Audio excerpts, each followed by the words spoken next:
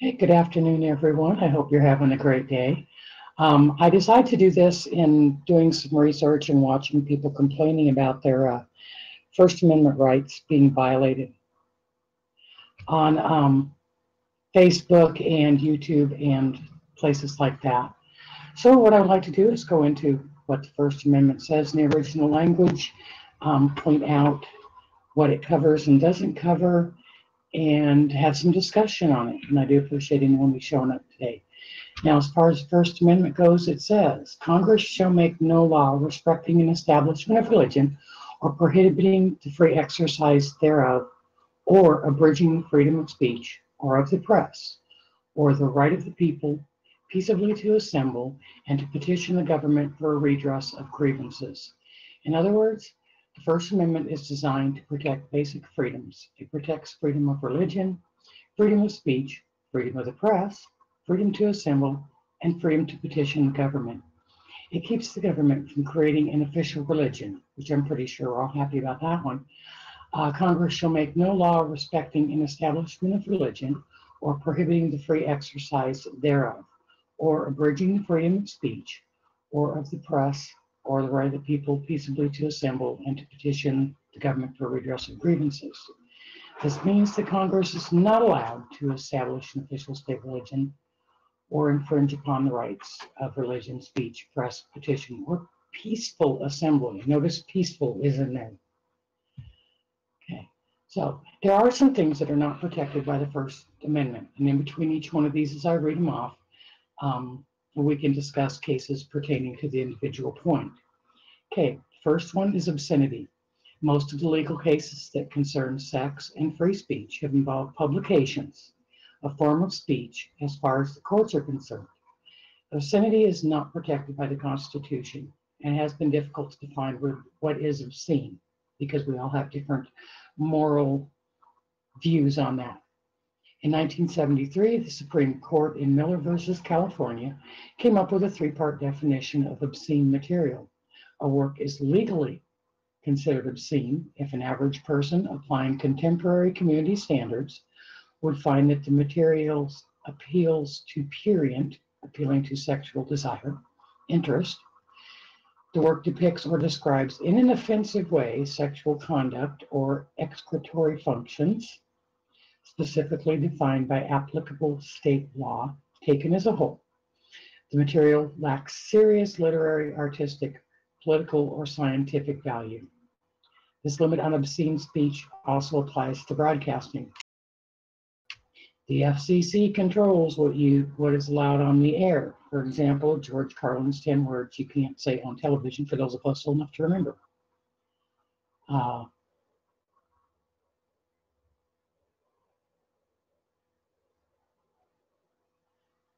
I don't have them on my list. I should have put them in there though. Okay, so let's see here. Describes okay. The material lacks serious literary, artistic. Look, I already read that, didn't I? Okay. Um, the FCC controls what is allowed on air, so you cannot broadcast sounds or images that would be offensive to your audience, or use language inappropriate for children. Which I got a real problem with that because it's people I run around with. However, the Supreme Court has so far kept the internet free of obscenity restrictions, which is why y'all are allowed to have cartoon porn. You can make whatever statements you want on social media sites, but if the owners of those sites have the freedom to censor or delete your content if they find it offensive, meaning they can find anything offensive and remove it. One of the cases that this brought to mind for me was the People versus Larry Flint years ago over Hustler magazine. And I'm pretty sure all of us are old enough to remember that. Anyone else have any input on that?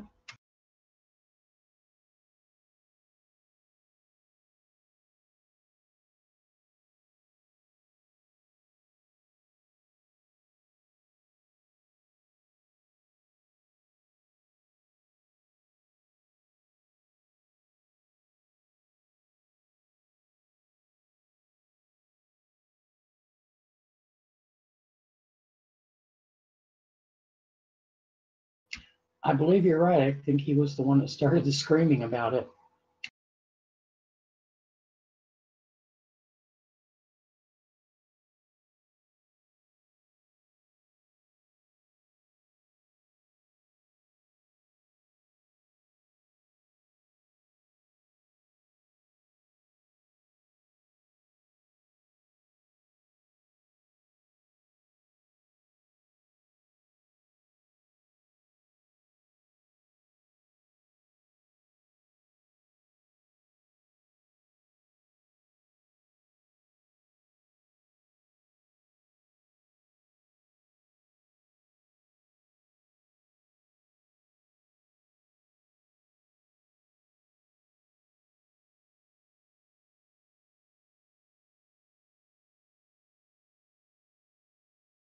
Aha. Well, I was really young when that happened, so, I might not be remembering all of it correctly.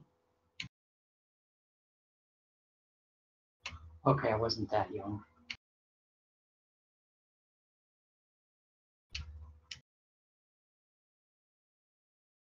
Oh, Lordy, the movie. That was interesting.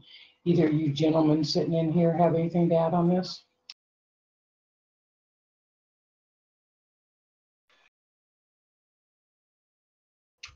Um, I don't remember the case specifically, but in watching the movie, what I do remember is that it came down to the fact that people were not forced to buy Hustler magazine.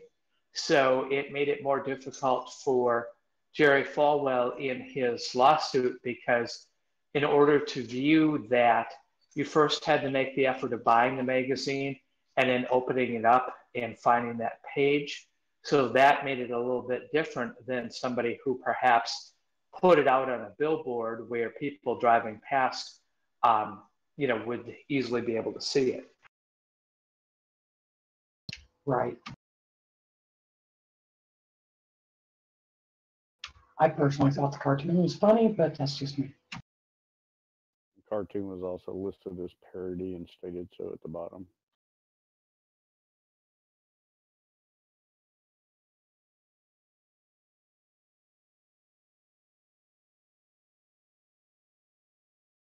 Yep. Okay, well, let's go on to the second part of it. This one I had a lot of fun with. Okay, this one is lies. Lying is covered by the First Amendment, except when it's not. You can be prosecuted for lying under oath in court. That is called perjury, in case any of you have ever done it. You can also be charged with misleading authorized investigators, unless you're a politician, I think. Remember Martha Stewart's conviction in 2004?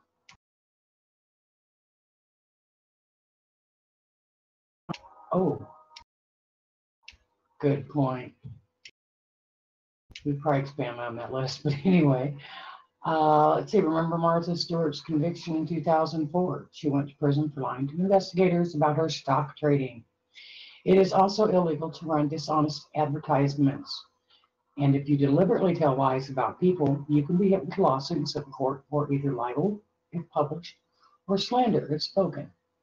Politicians, on the other hand, have broad protections against being prosecuted for lying, and citizens largely have free rein to criticize their governments, even if the comments are false. Luckily for the late night talk show hosts, the First Amendment allows citizens to satirically mock a public figure. And doesn't this fall into the whole politicians are a whole special breed of criminal because they're allowed to get away with more than we are?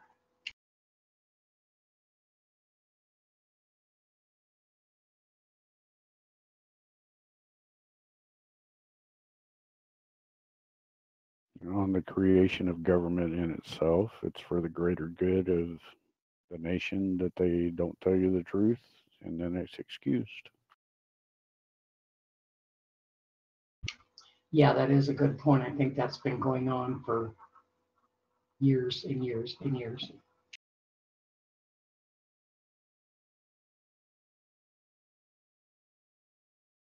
Well, we're watching it in action every day on the news as more information is revealed by the truther community. So, am I surprised? No, not really.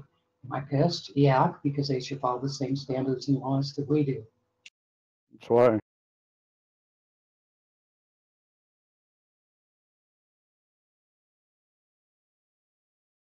That's why government, when they release things, there's so much redaction going on it. They decide what you are able to hear.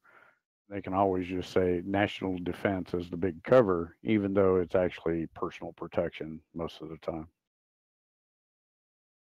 Right, and I will be dropping the links that I got my research from into the YouTube box as well. And unfortunately, the list of laws that Congress has exempted itself from would probably be too long to read in this live stream. We probably have to have a series of a couple dozen live streams.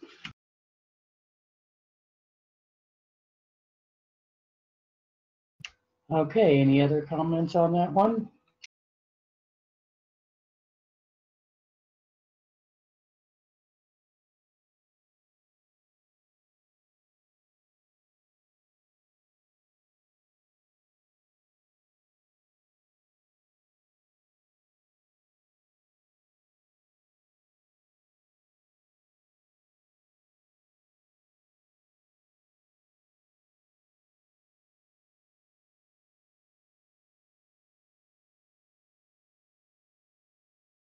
Right.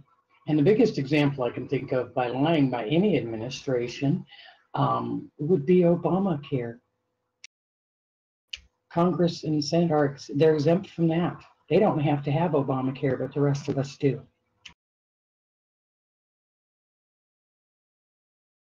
which is pure unadulterated bullshit. Ooh, I said almost a bad word. Okay, I'm going to number 3. This would be violence. You cannot make offensive remarks or personal insults that would immediately lead to a fight. You also can't threaten violence to a specific person unless you're making an obvious exaggeration. For instance, if politician comment, I'm going to kill my opponent at the polls. Finally, you can't knowingly say things that cause severe emotional distress or incite others to immediate lawless action. In 1951, the Supreme Court concluded in Dennis versus the United States that the First Amendment doesn't protect the speech of people plotting to overthrow the government, which, of course, 3 points in there that are held to a personal standard would be anything that causes severe emotional distress. How do you know what's going to incite others? And this was the other one. Oh, offensive or personal remarks that would immediately lead to a fight. I have never seen a fist incoming unless I started the fight, so I don't know about the rest of you.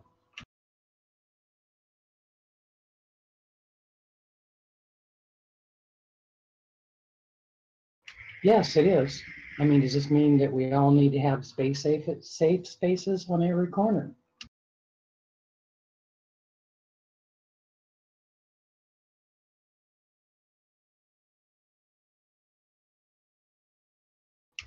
Exactly, and something that would upset me would not upset Chuck or Sunji, you know.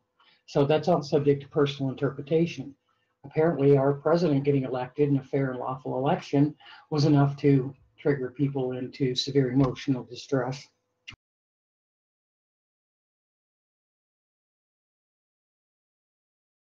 I know, right? Suck it up, Cupcake. I've had to put up with presidents that I didn't like.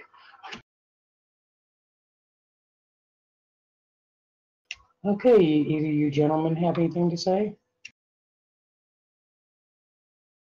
No, looks like you've got it clearly defined there. Nobody asking any questions about it, so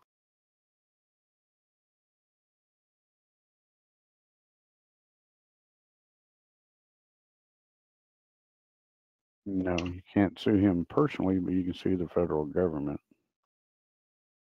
That's kind of a stand in line case. Okay, moving on. Here's my favorite one, offending your friends and coworkers. You don't have the right to say whatever you want in someone else's home or other private setting. And as an employee, believe it or not, you have no free speech rights at your workplace. The Constitution's right to free speech applies only when the government, not a private entity, is trying to restrict it. For example, an employer can legally fire an employee whose car bears a campaign bumper sticker he doesn't like. It's a different matter for government employees. Big surprise.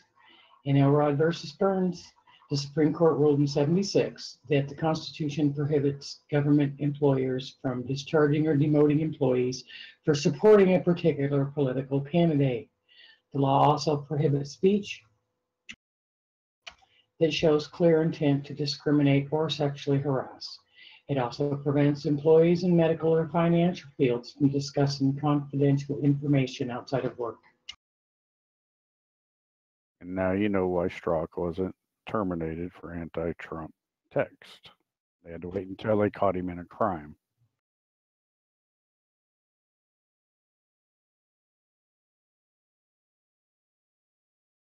Yeah, but he would still have had to do something else other than that in order to be terminated legally. And be indefensible at that point. Right, and one of them is having an affair with a coworker, from what I understand of their code of conduct. That's also subject to interpretation. I've not read through their codes. Ah, okay. Sometimes that's frowned upon. Sometimes it's strictly prohibited. Where you have nepotism clauses and you have supervisor subordinate relationships that are strictly prohibited, but supervisor is not. It just depends on how it's read and interpreted.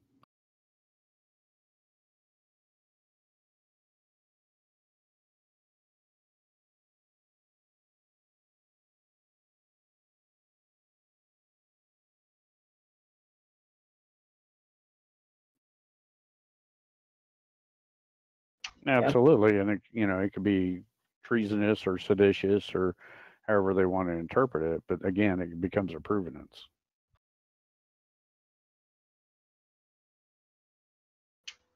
All I gotta say is wow. Couldn't you also interpret that, though, as their rights as federal employees to exercise their political beliefs? Yes and no. If you are so against this individual, who's now become your boss, why would you want to continue to work for him? That makes no sense.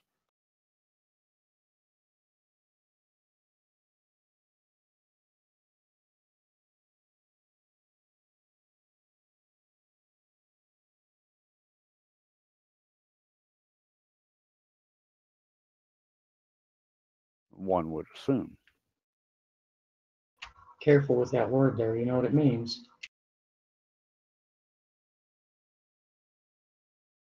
If you assume something, you make an ass out of you and me. Yep.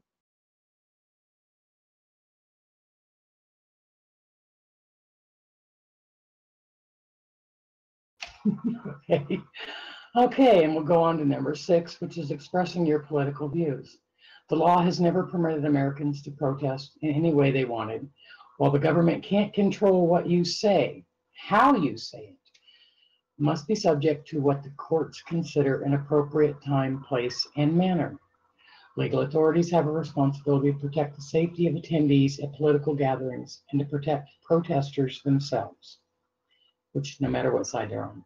If authorities think you pose a sufficient risk, you can be restricted to a free speech zone, which I've never seen, by the way. These have been used since the 1980s, principally to contain protesters at political conventions. And correct me if I'm wrong, what year was it they had the Democrat riots during the, the 60s?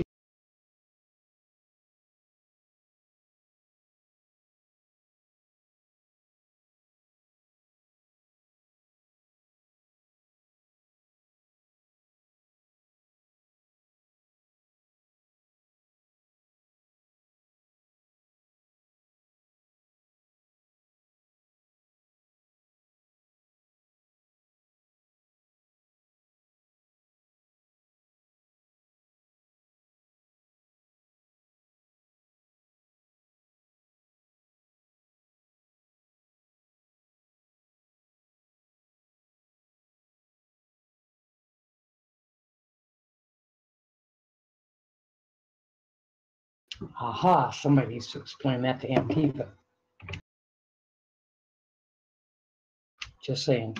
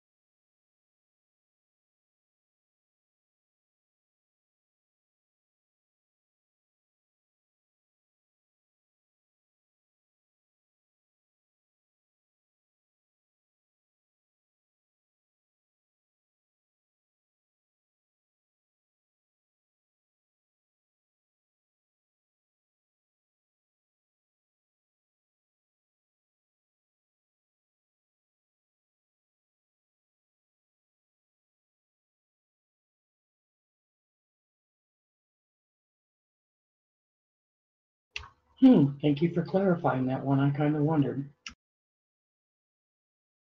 Okay, well, a little more on this one is House Bill 347 authorized Secret Service agents to arrest anyone protesting in the president or vice president's proximity. They also have this authority at national special security events. These events have included state occasions, of course, but also basketball championships, the Academy Awards, the Olympics, and the Super Bowl. A conviction can result in up to 10 years in a federal prison. Another place where your freedom of speech is severely limited. Okay, and as I said previously, I will put the link that I got that information from in the YouTube box later.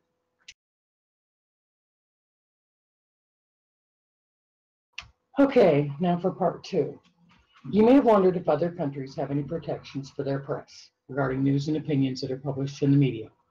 The answer is no, not at the level our U.S. Constitution affords us as Americans.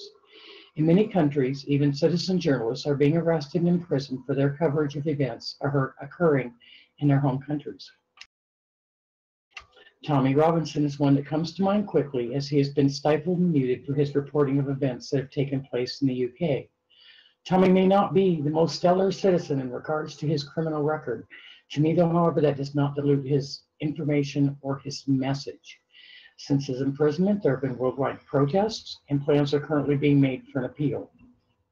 I do believe right now that the UK is sitting on a powder keg with their actions regarding his case and several others, and may be facing an explosion if something happens to Tommy in prison. Speaking out in any way against what they want results in imprisonment and loss of freedom, whether you like Julian Assange or Edward Snowden. Would those in the truther community want the information that they brought forward buried? Would you rather not hear the truth and thank those brought to you, thank those who brought it to you? Yes.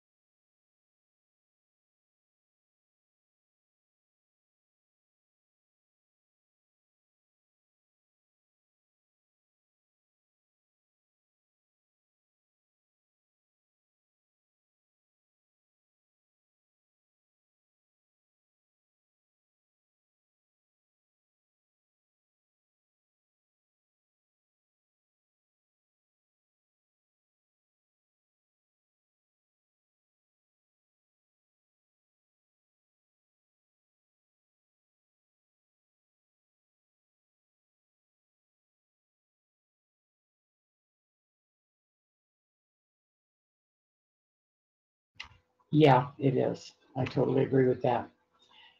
Now, let's see here.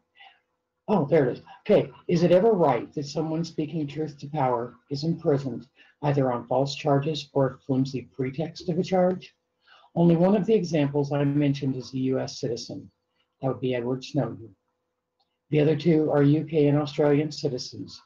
And I was under the impression, until I did some research on it, that the UK had similar freedoms to ours due to the Magna Carta. However, being as that document was forced to be signed by King John at pretty much sword point, surrounded by big mean guys, I'm thinking not. Okay, at this point, what I want to do is I want to ask Pachy to talk to us about Andrew Breitbart.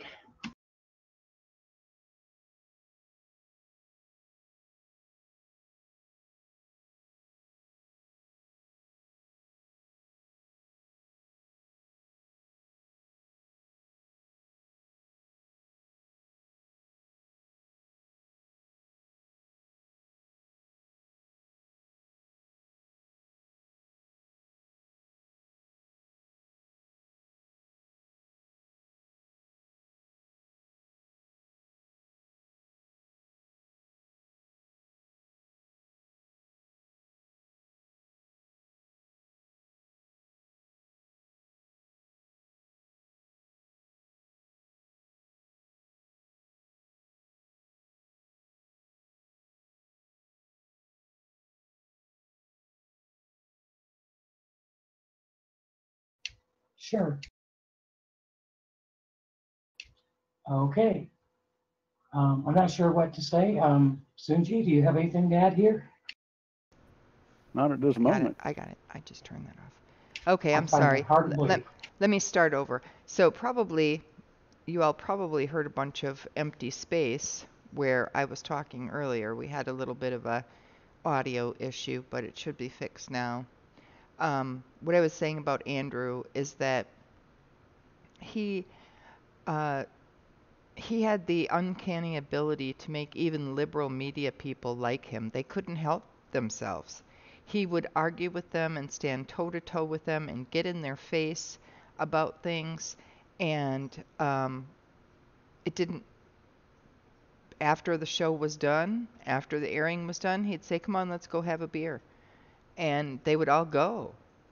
And they would continue to argue back and forth, but they liked him in spite of themselves. Shortly before Andrew died, he managed to win. I'm not even sure how he did it. I don't quite recall what the exact story was, but the media had some sort of raffle or some such thing where um, everybody put their name in, and whoever won got to go and have dinner on Super Bowl Sunday with Bill Ayers and Bernadine Dorn. Well, I mean, if you knew Andrew, Bill Ayers and Bernadine Dorn were like his arch enemies. You know, he just Right. had nothing good to say about those two people, and about what they did and about their activity with Obama. But he won this, or a friend. It might have been that a friend of his won it and couldn't go and gave it to Andrew. So Andrew went to this dinner at their house, which, I mean, anybody else would have been like, "Oh, I'm not going." You know, I mean, it would have just been too daunting and too intimidating to go and sit there with an entire house full of liberals, and you're the only conservative person there, and you're going to fight off all of them. But he went, and he was excited about it, and he went toe to toe with them during the dinner, and everybody was respectful. And that was one of the stories that he told in the uh, CPAC convention that was held shortly before he died, that he had attended this dinner with Bernadine Dorn and Bill Ayers and a bunch of other liberals. And that's just how Andrew was. But at the same time, at the CPAC conventions that he went to, there would, of course, be throngs of protesters everywhere Andrew was, because he was so boisterous and so outspoken. And he would just boldly walk up to these protesters, and as loud as they shouted in his face, he would just stay calm, and he would ask them simple questions like, "Do you even know why you're here?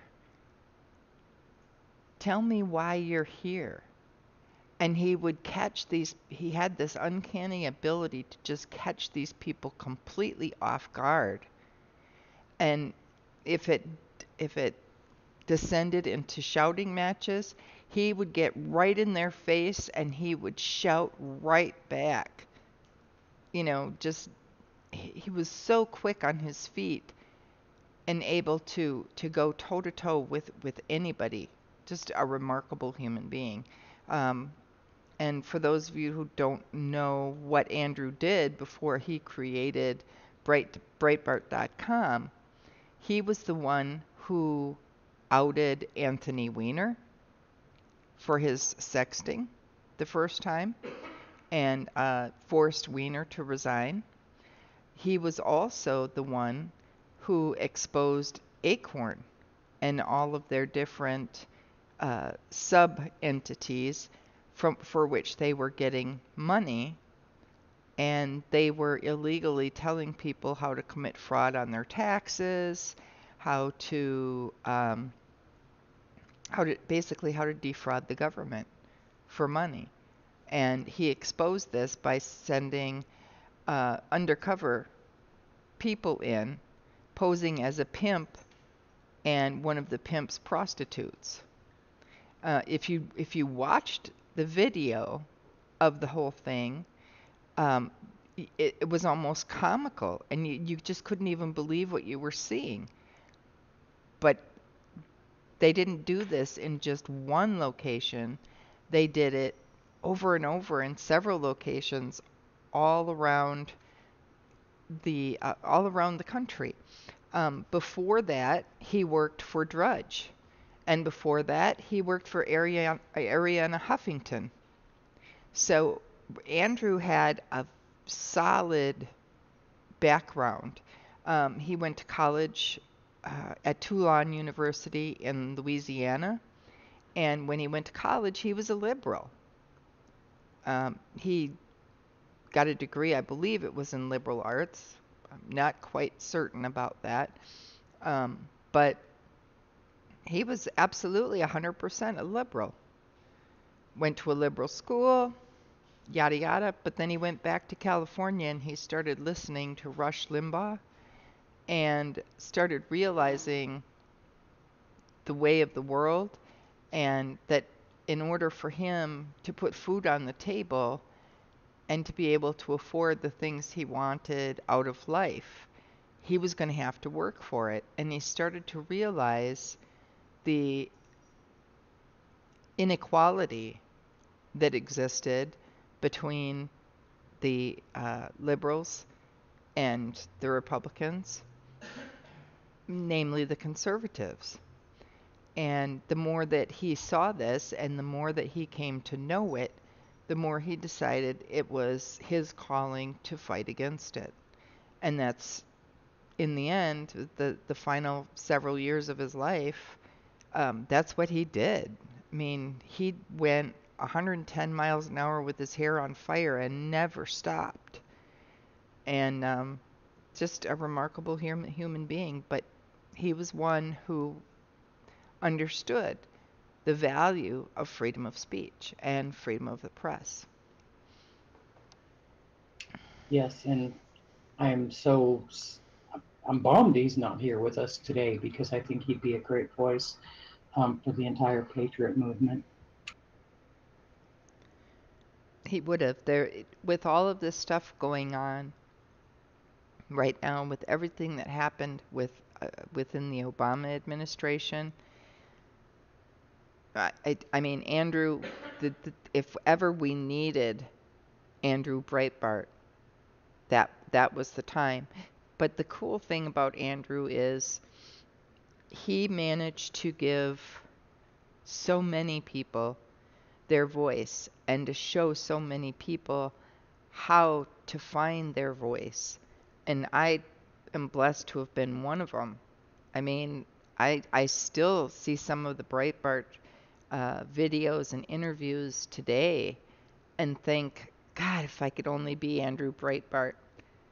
And from the time that I met Andrew on, every time we saw him at rallies and different events that he was at, he was always just friendly. Hey Jen, how you doing? You know, a hug and telling me what was going on and what his plans were for the next thing, and always knew who I was. And I really miss him. I truly do, because there have been a lot of times where I wish Andrew would have been around for us to ask, for me to ask, okay, where do I go now? What do I do now? Yeah, he was a great human being, and maybe out of all this, well, I think it'd probably take like 10, 12 people to replace one Breitbart. At least.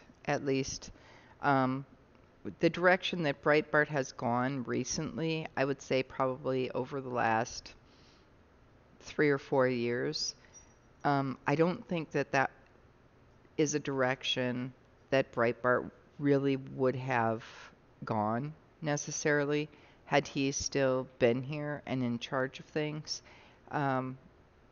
He had a dream that Breitbart was going to be a competitive force for the liberal media And unfortunately, due to his untimely death, the people that took it over, I'm not quite sure they really had a firm grasp on Andrew's dream for where Breitbart.com was supposed to go.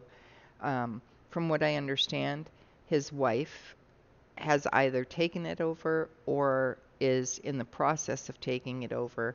So I'm hoping that maybe it can get back on track at this point. I hope so as well. Okay, do you have anything else to add about Andrew? Nope. Okay, and I found, in my course of my research today, I found some really disturbing statistics regarding journalists, and this is worldwide. One of the things that comes from Statista.com, statistics, is the number of imprisoned journalists worldwide. In 2000, we had 81 journalists imprisoned. As of 2017, there are 262, which is a sad number. Only 13% of the world's population enjoys freedom of the press. The country which has lost the most freedom of the press, and this is as of 2016, has been Poland, according to a survey on the Freedom House website. The other countries following in are Burundi, Turkey, Nauru, Belize, and Tajikistan, followed by a whole list of other countries. So freedom of speech is getting scarcer worldwide. The countries with the biggest gains in freedom of the press have been Sri Lanka, Togo, Argentina, Fiji, Greece, Panama, and Belarus. The countries sitting at the bottom of the not free list in reverse order are North Korea, Turkmenistan, Uzbekistan, Crimea, Eritrea, Cuba, Equatorial Guinea, Azerbaijan, Iran, and Syria. And that is from freedomhouse.org. I included it because their stats were good, even though personally I don't agree with some of their opinions on there, such as they believe in the Russian interference in our last election as well. It is also no fan, just a website, of world leaders criticizing the media. It appears they believe as a public figure or leader of a country, you lose your right to defend yourself against scurrilous accusations, lies, and innuendo from the press. I personally believe any citizen has the right to criticize the media's coverage, and that is covered by the First Amendment as well. Just because they're out there in large doesn't mean we have to believe them and we can't say anything about it. Especially since information on the internet has shown many examples of the press's skewed coverage and biased coverage of events. We should never lose our ability to critically analyze media coverage of events. One of the other things they stated was the global decline in press freedom will likely continue in the absence of strong leadership from the United States, EU members, and other democracies. If President Trump and his administration continue their harsh criticism of factual reporting, I put that in quotes myself, and take other actions that pose a threat to the U.S. Constitution's First Amendment, Washington's ability to apply normative pressure to media freedom violators around the world will suffer. I do not agree with this idea at all, and I included it to show the other side of the story. Any comments on that section? For these journalists that happen to be imprisoned, while some of them we know are imprisoned for just ridiculous things, there's quite a few of them that are imprisoned for probably more nefarious acts. And do we know the number, how many of them are there for actual crimes and how many of them were there just for stating their opinion or writing a piece or trying to tell the truth?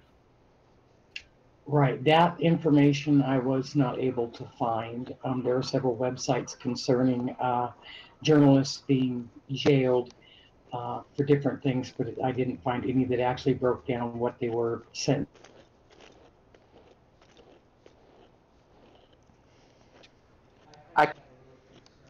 Can't hear you, honey. I kind of have a little concern with our president trying to rein in the supposedly liberal mainstream media and his continually pointing out their lies and things, only for the reason that if the Democrats do get back in control, you can bet that's one of the things that they're going to take their first look at and lock down and say, well, your own former president said that, we're just the ones with the guts to do it. And then we start becoming a nation of restricted freedoms of the press instead of open freedoms of the press. So we always have to be careful, even though we may not like what the press is reporting at this particular time. When you start limiting what they can report, that's sort of the beginning of the end.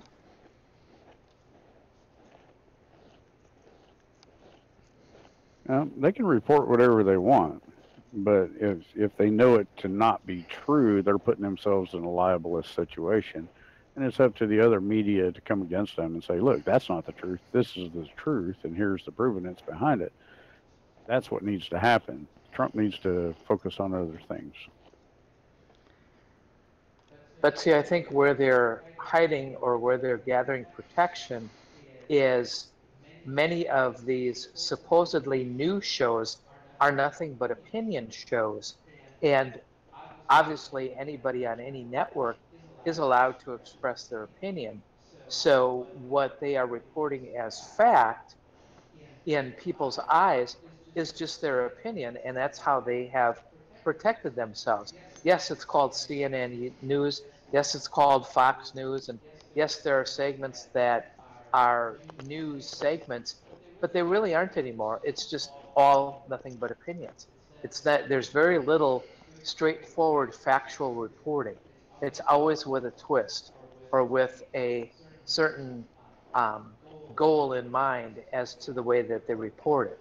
And I think that's what's protecting them right now from anybody going after them as far as any libel or slander charges. That's true, but it's also being done with purpose. If I feed you the same lie in enough different directions coming at you, you're eventually going to believe it to be the canon, and it becomes fact to you, even though it's actually a complete falsehood.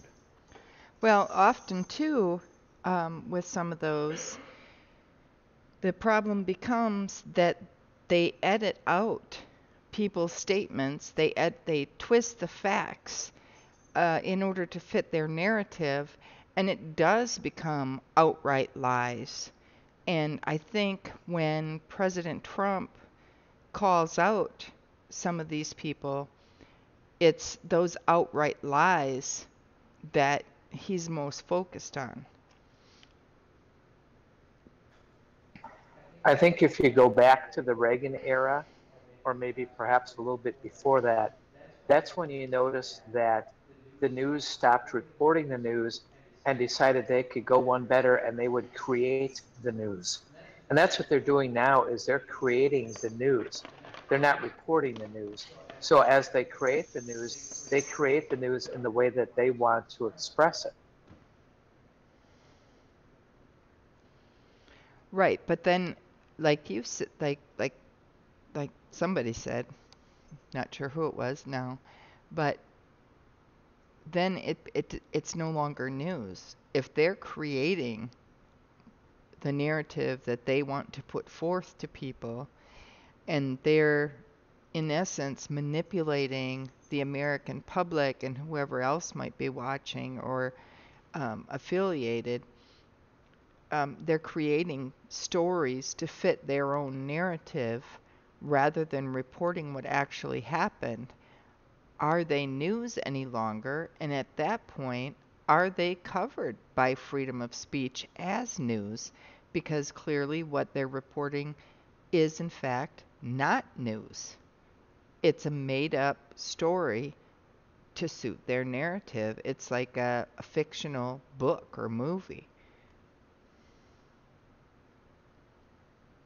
That's a tool that's always been used by politics, and newspapers have always had op-ed, and it's come into the televised media, radio, media, and now the online media. Now it's just we're so inundated with it. There is actually no factual news out there except possibly the weather, which is actually opinion based as well, with Right. some scientific. But I'm not talking about op-eds. I'm talking about when they report supposed facts of a story, but they edit those facts in such a way that it benefits their narrative, like they did with that. I don't recall the name. Sorry, but down in Florida, that guy that shot the black kid. George Zimmerman. Yes, George Zimmerman. Um, CNN edited out what he said on the 911 call to make it sound like he was being prejudiced. But he, in fact, didn't, that's not what he said. And they got busted for that. And they got busted for several other things, but that's just the one thing that comes to mind. Sure. And also the statistics that they use when they start talking about gun control and all that. It's like, X amount of shootings in the United States, but they're not going through and saying what each shooting encompassed. A lot of them are suicides with a handgun, and they're suicides by adults who were supposedly in their right frame of mind when they purchased the weapon, but later weren't. You just can't. The statistics that they throw out there are skewed only to the narrative they want to do. And Right. for the record, Zimmerman was a piece of shit anyway. So right, the handgun thing, you can't count a suicide by handgun at technically as a handgun death. That's not something where somebody pulled a gun on somebody else and pulled the trigger. That's where somebody decided this is a cruel world and I don't want to be here anymore, and did it to themselves. So should that be included in no, the it should only statistics? be. No, it shouldn't be. It should only be homicide. Exactly. The same thing with the statistics of incidences of kids bringing weapons to school. The media portrays weapons in the schools always as guns. No, well, that's not in fact the case. They're also including in those statistics anytime somebody brought maybe a BB gun or an air gun to school, or ammunition for a gun to school. If a gun was found on school property but not in anyone's possession, they're counting all those things as gun-related incidents. And you know, I think that's disingenuous. Um, I think a gun-related incident is a student or a teacher or someone physically brings a gun, a loaded gun, into a school and either threatens to start shooting or in fact does start shooting. That's a gun-related incident in a school. The other things, not so much. Well, I think the other thing, though, we have to acknowledge is it's not just the left media that does the skewed reporting. The right media does the skewed reporting too, in the way they report certain things. So it's not just the liberal media or just the conservative media, it's the media in general, because they've gotten to the point now where it's all about how can we get more viewers. It doesn't matter what we say, the bottom line is the viewership. Exactly. It's all about the ratings war and how much money can we make in it. Well, one good example of that is evenings on Fox News. You have Tucker Carlson, um, Yay! Laura Ingraham, and Sean Hannity, and they just repeat those three. But especially on Hannity, drives me crazy because Hannity will have guests on there, and he purposely invites people that he knows have an opposing viewpoint, which is fine, except for the entire segment is spent with people shouting over each other. You can't hear anything anybody says because nobody gives the other people the respect that they deserve to let them just speak. Um, and you get nothing out of the segment. And then when the segment is over, Sean comes on and gives his opinion and twists whatever the other person, the opposing viewpoint, says to make it suit his opinion. You know, that's not news. And like Chuck said, you know, the right is as guilty in those instances as the left is. Yeah, I agree with that. There's very few newscasters I even watch anymore for that reason, either side of the political spectrum. Sean Hannity does a great job in exposing a lot of things. But the way he treats his guests, even if he asks them a question and they seem to have a reasonable answer to it, he will segue right away into the behavior of someone else and say, well, do you agree with this? Do you agree with this? Do you agree with this? In order to take away the point that his opposing guest might have made. And to me, that's just downright disrespectful. And I know all the other um, liberal mainstream talk shows seem to do the same thing. But I think if you ask someone a question, you need to allow them to answer completely. And Sean is horrible at doing that.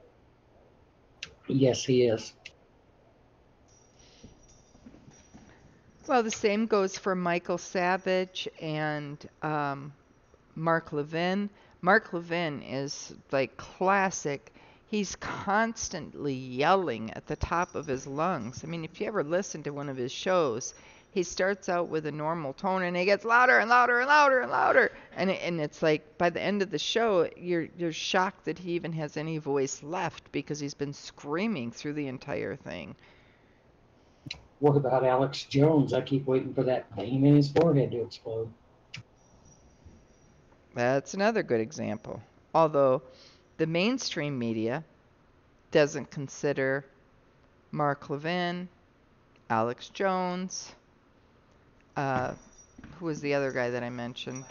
Michael Savage. They don't really consider them part of or one of them. You know, they don't look at them and go, oh yeah, Right. they're part of the mainstream media. No, they're the far right wing nut jobs. Oh yeah, the tinfoil hat wearers, which isn't a very fair assessment of independent media as well.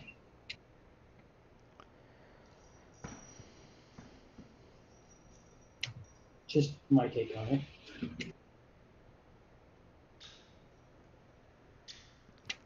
So does anyone have anything else to add?